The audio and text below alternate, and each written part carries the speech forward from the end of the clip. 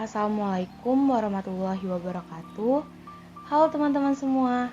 Sebelumnya perkenalkan, kami dari kelompok 2 Ilmu Kesehatan Masyarakat B angkatan 2020 pada kesempatan kali ini akan memaparkan mengenai penanganan bencana kebakaran.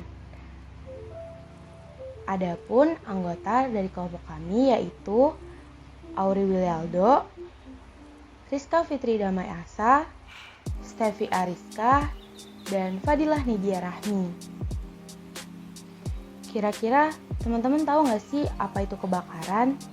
Jadi, kebakaran adalah suatu peristiwa bencana yang berasal dari api yang tidak dapat dikehendaki dan menimbulkan kerugian baik materi atau hilangnya, hangusnya harta benda, bangunan fisik, serta sarana dan prasarana, atau non-materi seperti trauma dan rasa takut, serta menghilangkan nyawa.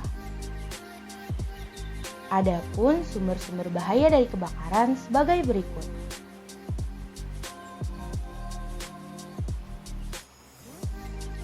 Nah teman-teman, kira-kira upaya penanggulangan kebakaran itu apa aja ya? Yang pertama, jika kebakaran terjadi di rumah dan gedung perkotaan. Adapun penetapan kebijakan seperti terdapat pada Undang-Undang Nomor 28 Tahun 2002, Peraturan Menteri PU Nomor 20/PRT/M/2009, Peraturan Daerah terkait dan PP RI Nomor 36 Tahun 2005. Selanjutnya, adapun kegiatan pencegahan bencana kebakaran sebagai berikut.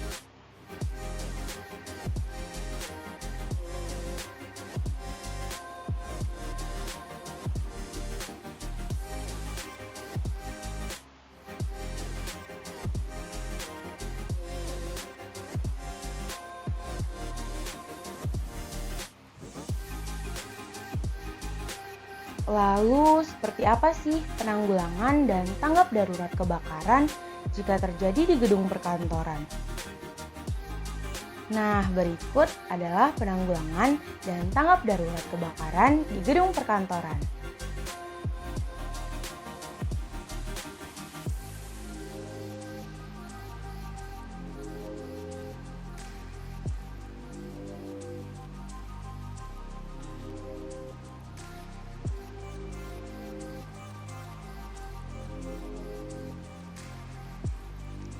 Lalu, bagaimana penanggulangan dan tanggap darurat kebakaran di rumah atau dapur ya? Berikut adapun penanggulangan dan tanggap darurat kebakaran jika kebakaran terjadi di rumah atau di dapur. Yang pertama, jangan pernah menyiram api yang bersumber dari kebakaran dengan minyak atau air. Nah, teman-teman, adapun cara untuk menggunakan karung goni basah sebagai berikut. Jangan lupa nih teman-teman, ada juga beberapa kegiatan yang harus dilakukan setelah bencana kebakaran terjadi sebagai berikut.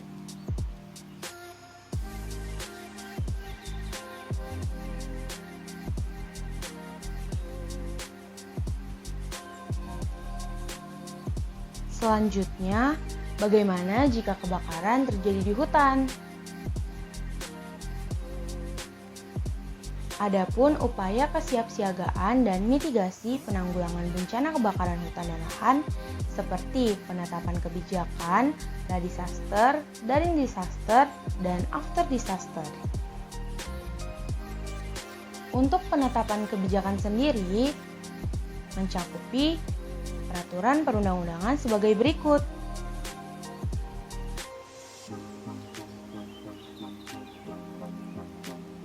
Dan untuk yang pra-disaster mencakupi hal-hal sebagai berikut.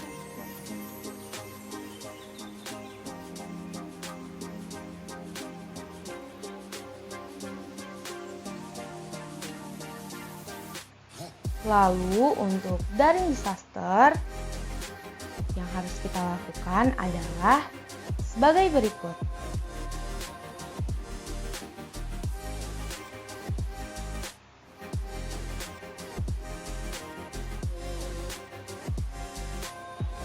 Nah, yang terakhir, after disaster.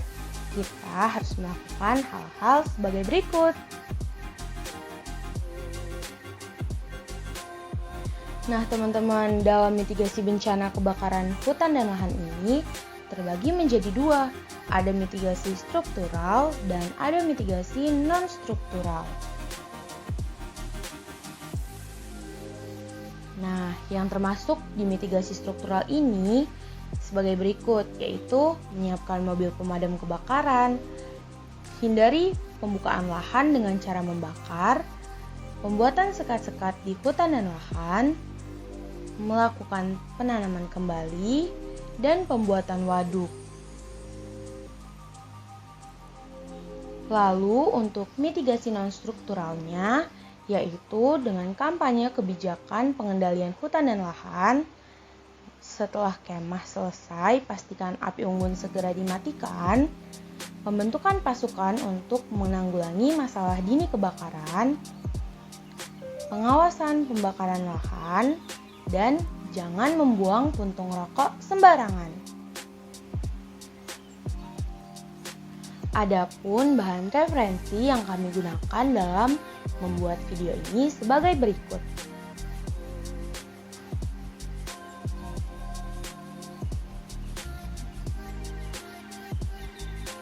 Baiklah teman-teman, terima kasih telah menyaksikan video ini. Semoga video ini bermanfaat untuk kita semua. Kami akhiri, wassalamualaikum warahmatullahi wabarakatuh.